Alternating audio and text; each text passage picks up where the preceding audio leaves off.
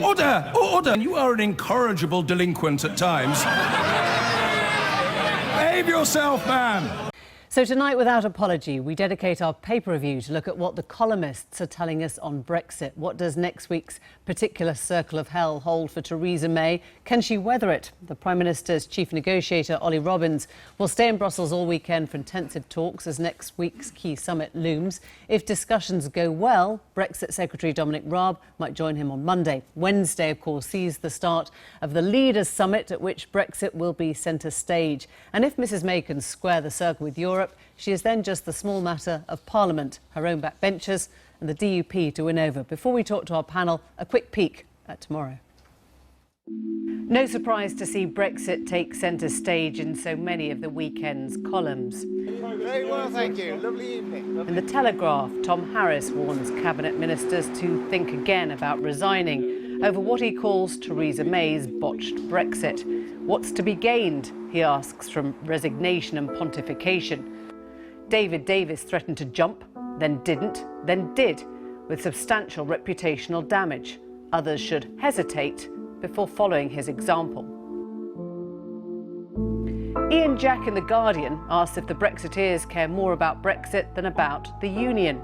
He looks at the political importance of Northern Ireland and Scotland now and comes up with stark figures. If the price of Brexit, he writes, was Scottish independence, 77% of English Conservatives would be willing to pay it. These are the sorts of things you can say or not say. And Matt Chorley turns his fire on celebrity endorsers who enter the realm of politics with oversimplified solutions. What we're here to do is to trailblaze. Gwyneth Paltrow and her world of mumbo-jumbo goop comes in for a ribbing from him.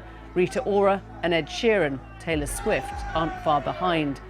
I always think, he says, celebrities should get involved in politics, but then, when they do, I can't help thinking, all right, weirdos, stick to singing in your undies. Ended by Matt Chorley. Here to discuss, we have Sir Simon Fraser, formerly the top civil servant at the Foreign Office, Stuart Jackson, Chief of Staff to the leading Brexiteer David Davis, and Nina Schick, the European political commentator. It's lovely to have you all here. And I'm going to start with you, Stuart, if I can, and pick up from that piece that we started with, which was about resignations. And it pointed the finger actually at your boss and said, yeah, you know, you can walk out. What do you get? A little bit of peace of mind. You get to walk tall, but you're not involved anymore. Do you think we're going to see resignations this weekend because people don't get exactly the Brexit they want? Well, I think it's quite possible because this is a fundamental issue, and I would say to Tom Harris, and I think he's a great guy, he's one of the bravest of the brave, being a Scottish Labour leaver, and there are not many of them.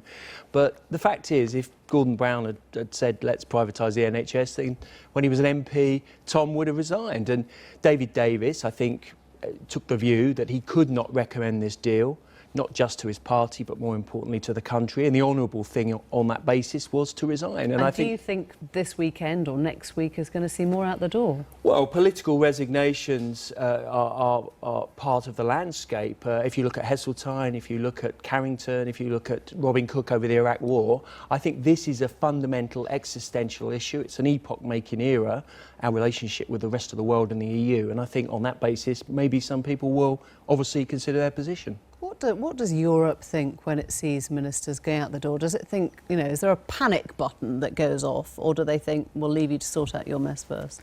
Well, I think Europe is looking at the UK and it sees a lot of disorder, it sees a lot of chaos. What's the fundamental kind of dynamic we've seen throughout these negotiations over the past 2 years? The UK has been the more disorganized and chaotic partner, whereas the EU 27, despite all the UK's kind of efforts to go above the heads of Michel Barnier and drive a cleft in the EU, you know, that hasn't happened. And the simple reason that hasn't happened is because their interests are aligned because of the single market. Simon, I wonder if you think that the EU leaders overplayed their hand on Salzburg, that they were just a bit too brutal, they wielded the knife. I think people overreacted to Salzburg. I think Salzburg... She didn't. I mean, she was visibly shaking, wasn't she? I think that Salzburg was what in diplomatic terms I call a controlled explosion in a negotiation.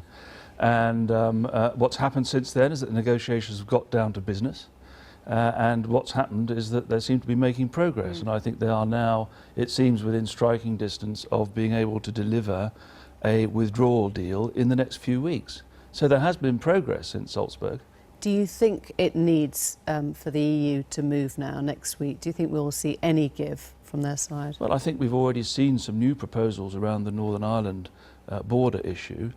So there has been a bit of movement on both sides, actually, in what's on the table. So let's see where we get to on that. And then after that, they'll have to make an agreement on the framework for the political framework for the future relationship.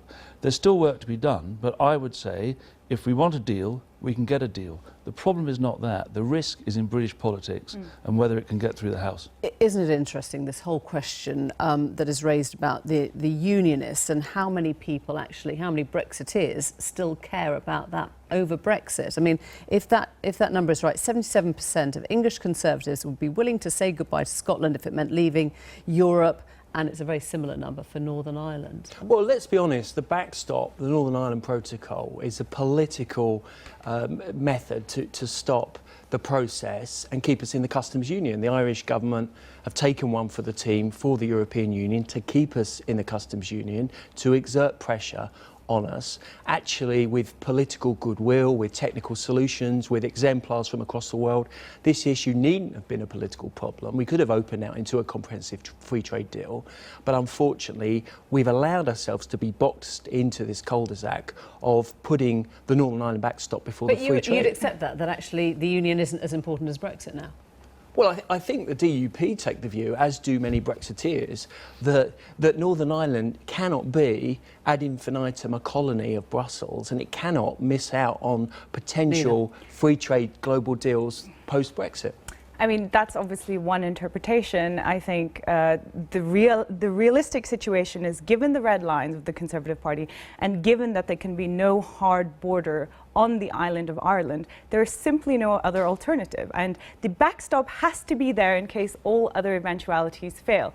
And we hear all this talk about technological solutions, magical tech. Where is it? It simply doesn't exist yet. The backstop. Presumably Europe, though, doesn't want to open the door to succession to, more Catalonias and more breakups and more bits of Europe. Well, I think as far as Europe is concerned, the fact that they're even offering Northern Ireland special status is cherry picking, but they're doing that because they're so sensitive to the political difficulties, and throughout the process, they've been very clear that they do not want to see a breakdown of the Good Friday Agreement. What would be your bet, Simon, on how the customs union is resolved in all this? Well, we don't know what the long-term solution is going to be, because that's going to be the product of a negotiation which is going to begin next year after we've left.